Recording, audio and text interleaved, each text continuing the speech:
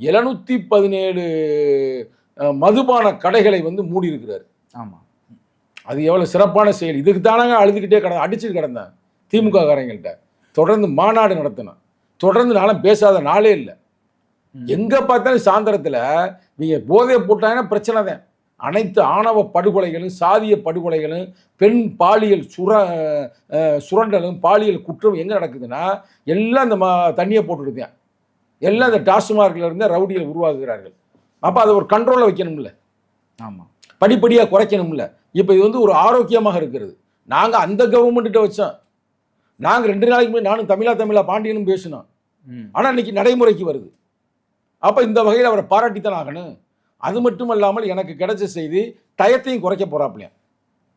இப்போ காலையில் 12 மணிக்கு ஆரம்பிக்கிறாங்க, 12 மணிக்கு ஆரம்பித்து நைட்டு 10 மணிக்கு நடக்குதுல்ல. இதை வந்து இப்போ வந்து டயத்தை மாற்ற போகிறாங்க அப்படின்ற மாதிரி, நைட்டு 8 மணிக்கு க்ளோஸ் பண்ண போகிறாங்க அப்படின்ற மாதிரி செய்தி கிடைத்து கொண்டிருக்கிறது.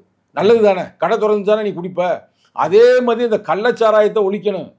அன்பு தம்பி ஆதவ அர்ஜுனா, நீ இதுக்காக மாநாடே போட்ட கரெக்டா? கள்ளக்குறிச்சியில் எங்கள் கட்சியில் இருக்கும்போது கள்ளச்சாராயம் குடிச்சு எவனா செத்தானா நான் உன்னைத்தான் பிடிப்பேன். ஆதவ அர்ஜுனா, உன்னைத்தான் நாங்கள் தேடுவோம்.